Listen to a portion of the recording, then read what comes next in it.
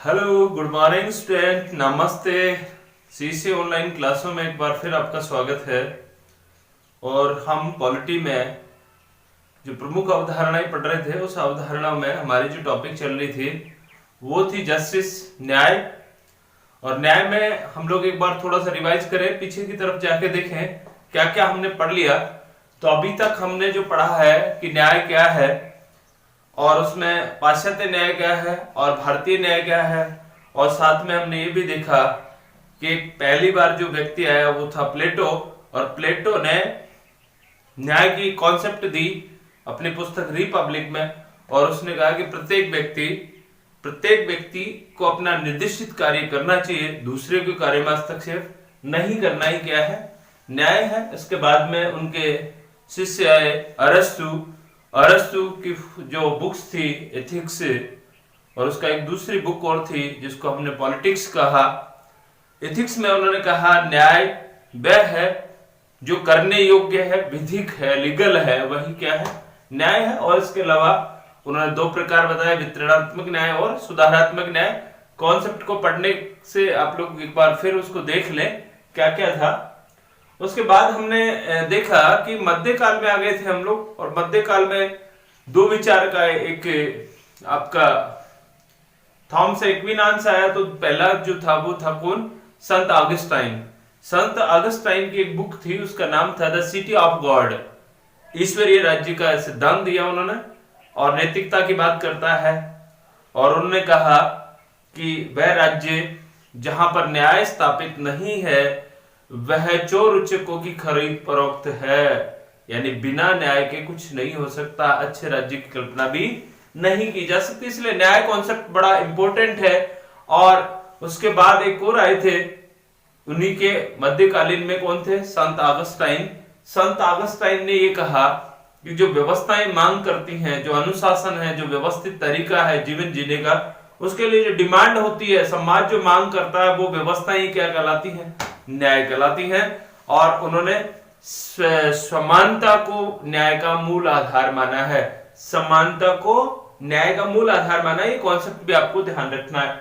आज हम जो बात करने वाले हैं वो, जब हम पाश्चात्य आए, अरस्तु प्लेटो आए, मध्यकाल आए, आज हम आधुनिक काल में न्याय संबंधी विचारों को पढ़ेंगे। इंपॉर्टेंट बात है, इसमें कुछ टॉपिक इस तरह के जो बार बार रिपीटेशन होते हैं। तो देखिए यहां जो हम बात करने वाले हैं आधुनिक काल में न्याय संबंधी विचार। आधुनिक काल में सबसे पहले तो आपको ये देखना है कि आधुनिक काल के विचारक कौन कौन हैं।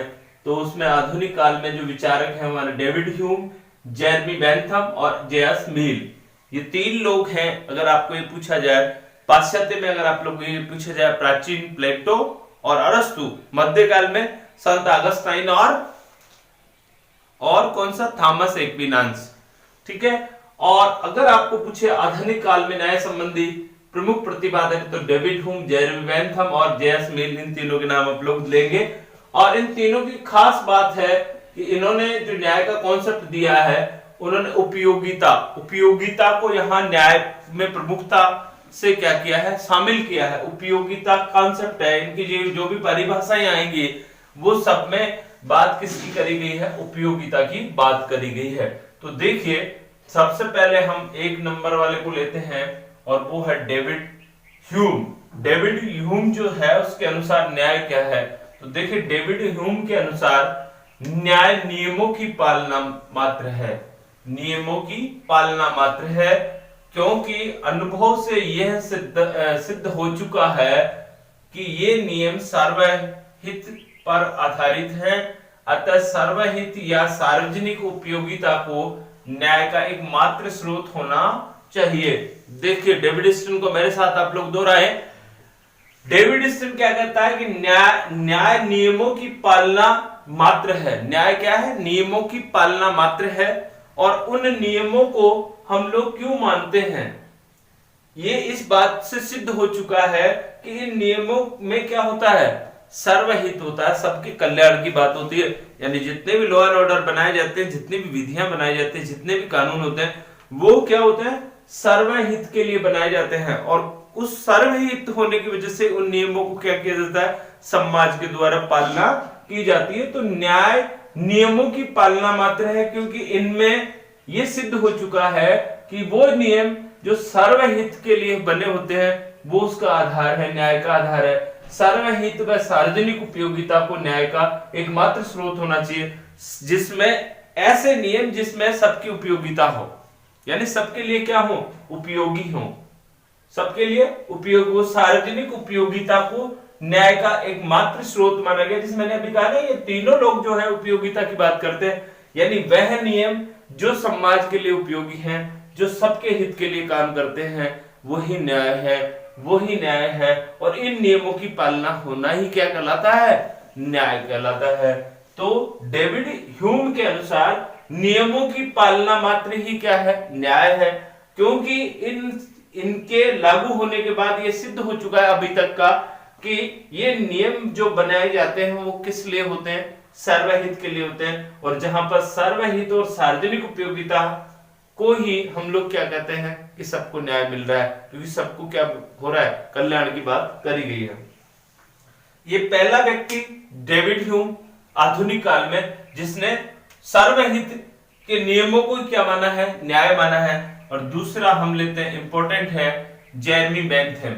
जेरेमी बेंथम जो है वो उपयोगितावाद का क्या है, जनक है या उपयोगितावाद का प्रवर्तक है। यहां से छोटा क्वेश्चन बनता है, उपयोगितावाद का प्रवर्तक किसे माना जाता है, जेरेमी बेरेंथ को माना जाता है, जो इंग्लैंड का निवासी था। जेरेमी बेरेंथ उपयोगितावाद का क्या है, प्रवर्तक है, और इन्होंने उपयोगिता कॉन्सेप्ट दिया है। और देखिए उन्होंने इस उपयोगितावाद का एक सूत्र दिया है कि अधिकतम लोगों का अधिकतम सुख, अधिकतम लोगों का अधिकतम सुख ही क्या है, उपयोगितावाद है।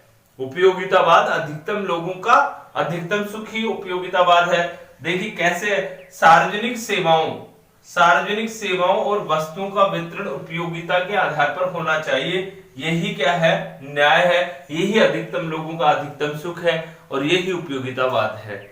जेरेमी बेंथम ने ये कहा कि जो भी सार्वजनिक सेवाएं हैं, पद है, प्रतिष्ठा है, मान सम्मान है, वस्तुओं का वितरण है, वो किस आधार पर होना चाहिए समाज में, उपयोगिता के आधार पर। किस व्यक्ति को कौन सी चीज की आवश्यकता है, उसकी उपयोगिता उसके लिए क्या है, उसके आधार पर उनका क्या किया जाए, वितरण किया जाना चाहिए। और जब ये सही तरीके से उपयोगिता के आधार पर क्या हो रहा है, वितरण हो रहा है समाज में वस्तुओं और सेवाओं का, तो उस समाज में क्या स्थापित हो रहा है, न्याय स्थापित हो रहा है। और इससे अधिकतम लोगों को क्या मिल रहा है, अधिकतम सुख मिलेगा।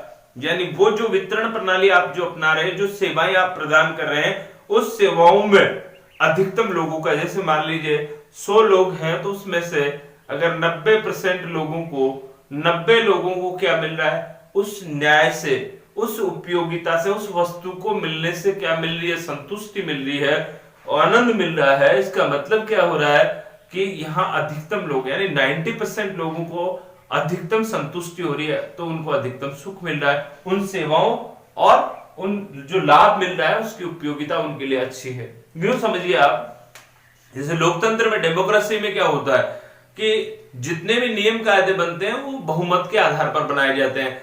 जैसे हमारा जो पार्लियामेंट है उसमें बैठे हुए जो लोग हैं वो सर्वहित को ध्यान में रखकर क्या करते हैं, नियम कायदे बनाते हैं कि इससे कितने लोगों को फायदा मिलने वाला है।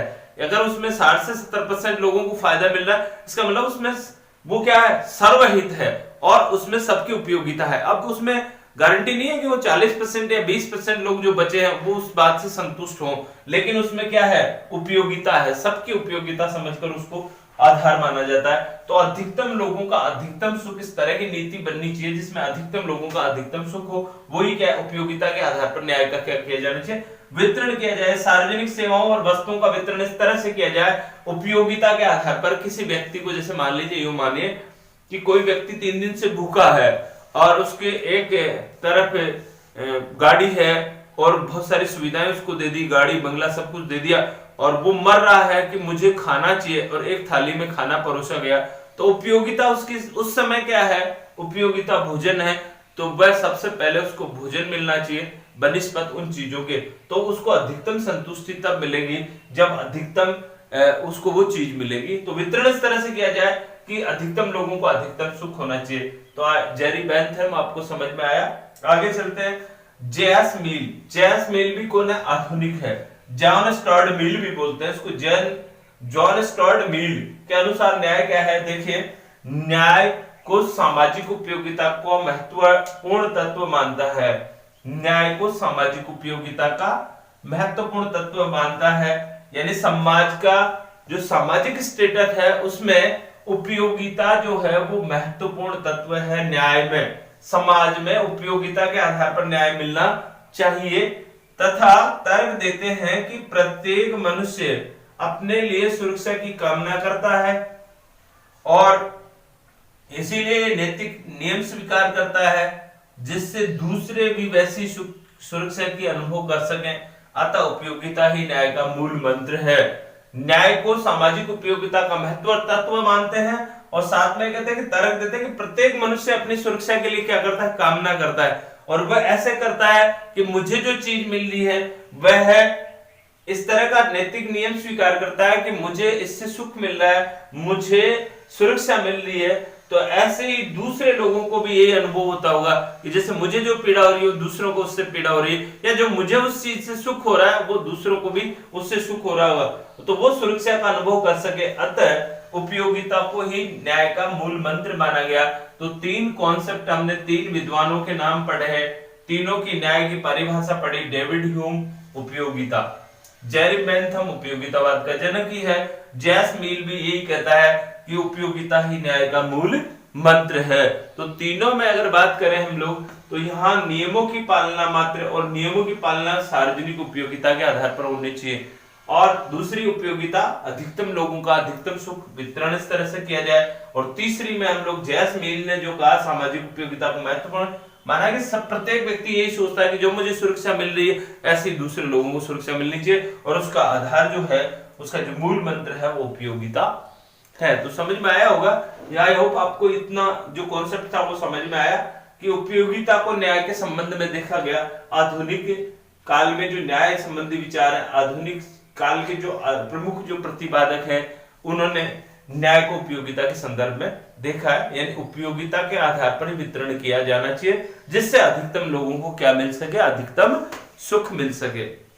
मिल रहा है सुख, जैसे आज आप लोगों को जो क्लास मिल रही है उससे आपको सुख मिलना चाहिए, क्योंकि इस समय कोरोना गाइडलाइन के अनुसार आप लोगों का क्लास नहीं हो रहा है, तो कम से कम इसके जरिए आप लोगों को थोड़ा सा, हालांकि ऑफलाइन जो आप लोगों को जो आता है संतुष्टि मिलती है वो नहीं मिल पाती, लेकिन अब क्या करें, हम लोगों को इस तरह से वितरण किया गया है कि इसके आधार पर आपको क्लासें पहुंचाई जाए। तो अब चलते हैं हम लोग एक आगे दूसरा, जो इसी का जो दूसरा टॉपिक है वो है जॉन रॉल्स के न्याय संबंधी विचार। जॉन रॉल्स जो है बड़ा इंपॉर्टेंट है, हर बार परीक्षाओं में पूछा जाता है। जॉन रॉल्स इंपॉर्टेंट है, जॉन रॉल्स को आपको पढ़ना है। जॉन रॉल्स के न्याय संबंधी विचार, जॉन रॉल्स की एक बुक है, उसका नाम है थ्योरी ऑफ जस्टिस। ये थ्योरी ऑफ जस्टिस, ये थ्योरी ऑफ जस्टिस, न्याय का सिद्धांत। बुक का नाम क्या है? न्याय का सिद्धांत। तो ये जो आपका, जैसे हमने कहा आधुनिक काल में इन तीनों से ये हटकर है, इसलिए इसको हम अलग से पढ़ रहे हैं। बाकी आधुनिक काल में जेरी बेंथम को लिया जा सकता है, लेकिन उसके बावजूद हम लोग देखें जॉन रॉल्स को लिया जा सकता है। सॉरी, जॉन रॉल्स भी इन्हीं में से है, लेकिन इनका कॉन्सेप्ट तीनों को उपयोगिता को निर्भर कर रहा है। तो इसका देखिए आप लोग अब जो पढ़ेंगे तब आप देखेंगे ये अलग हटकर है। तो देखिए जॉन रॉल्स क्या कहता है। जॉन रॉल्स सबसे पहली बात तो करता है परंपरागत न्याय से सहमत नहीं है। जो नैतिक न्याय की बात करता है, जो आपके परंपरागत न्याय की बात करते हैं, कर्तव्य पालन की बात करी गई है, उससे वो बिल्कुल भी क्या नहीं है? सहमत नहीं है। और दूसरी बात, उपयोगितावादियों की न्याय धारणा को त्रुटिपूर्ण मानते हुए ये कहता है कि ये सिद्धांत क्या है? बहुमत की अल्पमत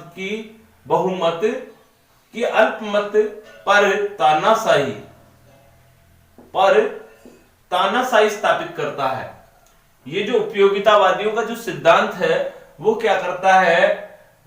बहुमत की अल्पमत पर क्या करता है? तानाशाही स्थापित करता है। अतः जॉन रॉल्स के अनुसार ये जो मामला है, कौन सा अब तक जो हमने पढ़ा, डेविड ह्यूम, जेरी बेंथम और जेएस मिल की जो उपयोगितावादी न्याय थी वो क्या है? त्रुटिपूर्ण है और परंपरागत न्याय को भी वो स्वीकार नहीं करते। अब इस कॉन्सेप्ट को समझो, एक बच्ची ने अभी एक प्रश्न किया था कि तानाशाही क्या होती है। तो तानाशाही जो आपका है उसको समझना है आपको। तो जैसे इसके अनुसार अगर आप लोग देखें, जॉन रॉल्स के अनुसार ये कहता है कि ये बहुमत की अल्पमत पर तानाशाही स्थापित करता है। कौन सा? ये जो न्याय, उन्होंने जो न्याय दिया उपयोगितावादियों ने क्या नाम दिया? अधिकतम लोगों का अधिकतम सुख। अधिकतम लोगों का अधिकतम सुख यानी 90% लोग अगर इससे संतुष्ट हैं तो 10% अगर संतुष्ट नहीं है तो भी चलेगा, क्योंकि अधिकतम 90% लोगों को क्या मिल रहा है? उस वितरण से, उस सेवाओं से क्या मिल रहा है? लाभ हो रहा है और वो सुख है, यानी सुखी है, उनको अधिकतम लाभ मिल रहा है। तो वो ये कह रहे हैं कि बहुमत की अल्पमत पर, बहुमत की अल्पमत 90%, 100 में से 90 एक तरफ हो गया, इसका मतलब बहुमत हो गया। लेकिन जो 10% लोग बचे हुए हैं वो उनके जो अधिकार है वो मारे जाएंगे, उनकी बात को कोई नहीं सुनेगा। इसका मतलब अल्पमत पर बहुमत की क्या होगी? तानाशाही होगी, यानी जैसा वो लोग कहेंगे वैसा ही उनको मानना पड़ेगा। यानी उनकी समानता, स्वतंत्रता, किसी प्रकार की कोई बात, जो बचे हुए 10% लोग हैं वो उनके ऊपर शासन करेंगे या उनके ऊपर तानाशाही करेंगे, मनमानी करेंगे। तानाशाही का मतलब ऐसी चीज हो सकती है जो बलपूर्वक अपनी प्रभुसत्ता को दूसरों पर स्थापित करे, जिसमें लोकतंत्र नहीं हो, वो नहीं चाहते हुए भी उसको दबा के रखें, क्योंकि वो संख्या में कम है और जो लोग शासन कर रहे हैं उनकी संख्या ज्यादा है। जैसे डेमोक्रेसी में बहुमत का शासन होता है तो वो भी एक तरह से तानाशाही का शासन होता है, जबकि लोकतंत्र ये कहता है कि सबको जन भागीदारी मिलनी चाहिए, सबकी बराबर हिस्सेदारी होनी चाहिए। तो यहाँ जो आपका जॉन रॉल्स है वो कहता है बहुमत की अल्पमत पर तानाशाही स्थापित करता है। उपयोगितावाद कैसे करता है? क्योंकि इसमें अधिकतम लोगों को लिया गया, अधिकतम लोगों का अधिकतम सुख। मैंने कहा 100 में से 90 में से फिर बचा 10, तो 10 से कोई मतलब नहीं है, यानी वो दुनिया में नहीं है, इसका मतलब उनके ऊपर उनकी तानाशाही स्थापित होगी। अतः जॉन रॉल्स न्याय संबंधी अपने अलग 2 मान्यताएं और 2 सिद्धांत देता है। इसका मतलब वो भी तो देता होगा कुछ, इसलिए उसने क्या कहा है वो आप इंपोर्टेंट है। तो यहाँ पर देखिए प्रश्न यहां से आता है, जॉन रॉल्स के अनुसार न्याय की 2 मान्यताएं क्या है, या 2 उन्होंने क्या सिद्धांत दिए।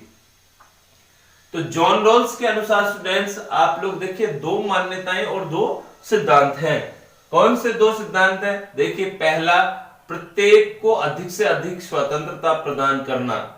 जॉन रॉल्स ये कहता है प्रत्येक व्यक्ति को अधिक से अधिक क्या दी जाए? स्वतंत्रता दी जाए, और प्रत्येक व्यक्ति को व्यापक स्वतंत्रताएं प्राप्त हैं, ऐसी ही स्वतंत्रताएं दूसरे व्यक्तियों को भी प्राप्त हैं। और वो ये भी कहता है प्रत्येक व्यक्ति को अधिक से अधिक स्वतंत्रता मिले और प्रत्येक व्यक्ति को व्यापक स्वतंत्रताएं प्राप्त है, ऐसी स्वतंत्रताएं दूसरे व्यक्तियों को भी प्राप्त है, और अधिकतम स्वतंत्रता स्वयं की स्वतंत्रता के लिए आवश्यक है। अगर आप लोग अधिकतम स्वतंत्रता चाहते हैं तो स्वयं की स्वतंत्रता के लिए भी ये आवश्यक है कि आपको अधिक से अधिक क्या मिलनी चाहिए? स्वतंत्रता मिलनी चाहिए, और ऐसी स्वतंत्रता दूसरे लोगों के पास में है। इसका मतलब प्रत्येक को अधिक से अधिक क्या मिलनी चाहिए? स्वतंत्रता मिलनी चाहिए।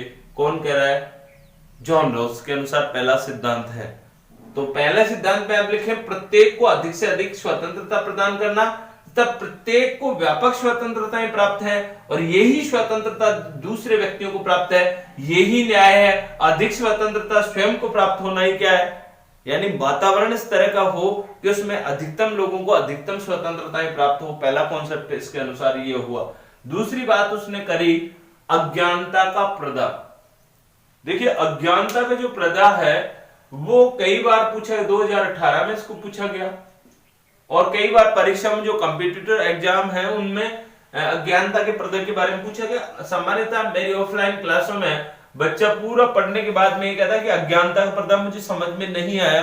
तो आप लोग इसको यहाँ बार बार समझ सकते हैं, यहाँ अच्छे से समझ सकते हैं। देखिए अज्ञानता का पर्दा, पहला तो दिया प्रत्येक व्यक्ति को अधिक से अधिक स्वतंत्रता प्रदान करना, और दूसरी उन्होंने बात करी अज्ञानता का पर्दा। ये अज्ञानता का पर्दा क्या है? अज्ञानता का मतलब जिसको जानकारी नहीं है। आप लोग ये शब्दों में तोड़े, अज्ञानता का मतलब जिसको पता नहीं है, उसकी आंखों पे पर्दा हो, वह अज्ञानता का पर्दा है। लेकिन इसको हम लिखेंगे कैसे? क्या है अज्ञानता का पर्दा? तो देखिए अज्ञानता का पर्दा सभी मनुष्यों के लिए कल्याणकारी स्थितियां हो। अज्ञानता के पर्दा में ये कहता है यानी न्याय की जो कॉन्सेप्ट देता है जॉन रॉल्स, वो ये कहता है सभी मनुष्यों के लिए कल्याणकारी स्थितियां हो, यानी दुनिया में जितने भी लोग हैं उनके लिए कल्याणकारी स्थितियां पैदा की जानी चाहिए। सामाजिक आर्थिक विषमताओं को इस प्रकार से व्यवस्थित किया जाना चाहिए कि जिसमें सबका क्या हो, सर्वहित हो, यानी राज्य और जो भी आपका समाज है वो सामाजिक और आर्थिक विषमताओं को इस प्रकार से क्या करे, व्यवस्थित करे, कंट्रोलेट करे कि आर्थिक और विषमता को दूर किया जाए और सबका क्या हो, उसमें कल्याण हो, सर्वहित हो। इस तरह की नीति और कार्यक्रम होनी चाहिए जिसमें समाज में न बड़ा हो न छोटा हो, न ज्यादा पैसा इधर उधर जाए, सब लोग समान हो, ऐसी व्यवस्थाएं की जानी चाहिए। व्यक्ति को समाज में अपनी वर्तमान स्थिति की जानकारी नहीं, तो कैसे होगा ये? देखिए उसने पहली बात करी कि मनुष्य के लिए, सभी मनुष्यों के लिए क्या होनी चाहिए, कल्याणकारी स्थितियां होनी चाहिए, पहली बात। अब सबके लिए कल्याणकारी स्थितियां कैसे पैदा होंगी कि सामाजिक और आर्थिक विषमताओं में इस तरह की स्थितियां पैदा की जाए, व्यवस्था इस तरह से की जाए जिस व्यवस्था में इस तरह के कानून बनाए जाए, इस तरह के नियम बनाए जाए जिसमें सबका सर्वहित हो। तो इसके लिए क्या होगा कि अज्ञानता के पर्दे का सिद्धांत लिया जाए। अगर आप कानून बना रहे हो तो वहां अज्ञानता के पर्दे का क्या लिया जाए, सहारा लिया जाए। अज्ञानता का पर्दा क्या कहता है कि व्यक्ति को समाज में अपनी वर्तमान स्थिति की जानकारी नहीं हो।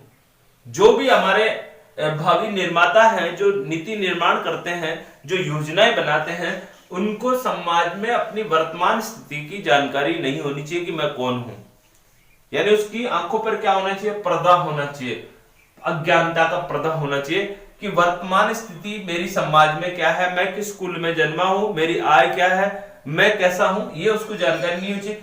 ऐसी स्थिति में नीति निर्माण करते समय सभी के लिए नीचे के स्तर से योजनाएं बनाए और जब वह नीति निर्माण करने के लिए बैठे तो उसके आंखों पर पर्दा होना चाहिए कि मैं समाज में अब किस स्थिति में हूं, और वह अपने आप को यह समझे, अज्ञानता का पर्दा मानते हुए, कि मैं आज इस सब समाज का जो सबसे निचला स्तर है, सबसे जो गरीब तबका है, जो अभावों में जी रहा है, जिसको सुविधाएं नहीं मिल रही हैं, उस नीचे के स्तर से योजनाएं बनाई जाए ताकि सबका कल्याण हो सके, ताकि सबका कल्याण हो सके। क्योंकि वहां से अगर योजनाएं बनकर आएंगी तो ऊपर वालों तक आसानी से वो चीजें पहुंच पाएंगी और एक तरह से सबको सुख मिल पाएगा, अधिकतम स्वतंत्रताएं मिल पाएंगी ताकि सभी को कल्याण हो सके। इसके बाद उनमें इसमें से भी दो बात निकल के आ रही है कि सबसे नीचे की स्थिति में यह रह रहे व्यक्ति के लिए ज्यादा से ज्यादा क्या हो, लाभ मिल सके, इस तरह की योजनाएं बने।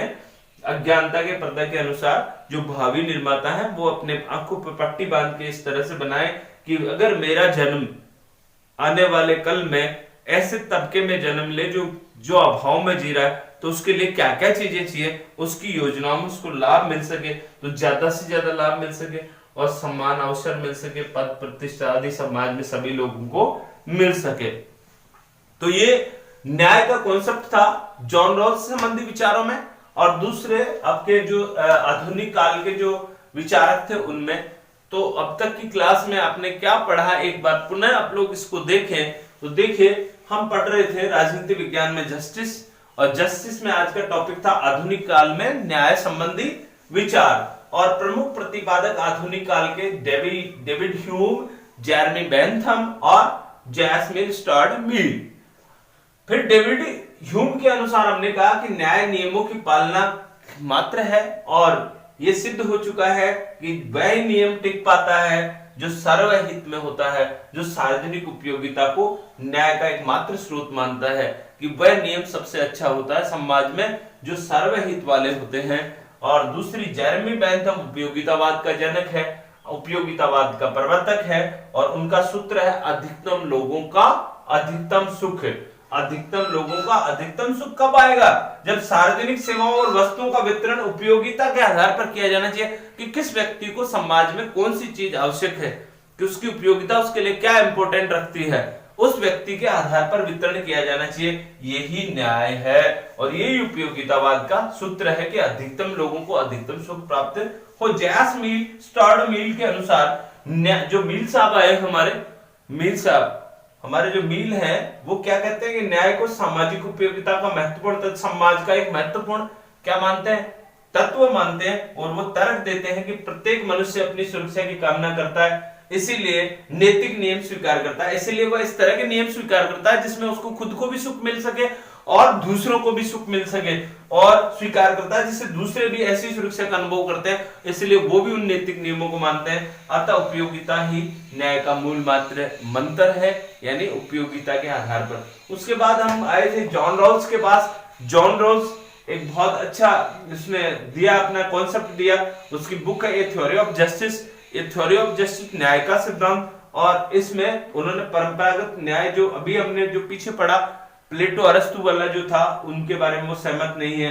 ये जो अभी हमने डेविड ह्यूम और आपका बेंथम और मील साहब की जो बात पढ़ी, उपयोगितावादियों की जो धारणा थी, वो उसको त्रुटिपूर्ण मानते हैं और वो कहते हैं कि ऐसी व्यवस्था अगर लागू करेंगे, अधिकतम लोगों का अधिकतम सुख जैसा कानून बना देंगे, तो बहुमत के अलमत पर क्या हो जाएगी, तानाशाही स्थापित हो जाएगी। अतः जॉन रॉल्स ने अपनी अलग से दो मान्यताएं दी हैं, दो सिद्धांत दिए हैं। और पहले सिद्धांत था प्रत्येक को अधिक से अधिक स्वतंत्रता प्रदान करना, दूसरा अज्ञानता का प्रदान। शायद आपको क्लास समझ में आई होगी। अगर आपको मेरी क्लास अच्छी लगी तो इसको ज्यादा से ज्यादा शेयर करें, लाइक करें, सब्सक्राइब करें। मिलते हैं अगली क्लास में। Thank you very much.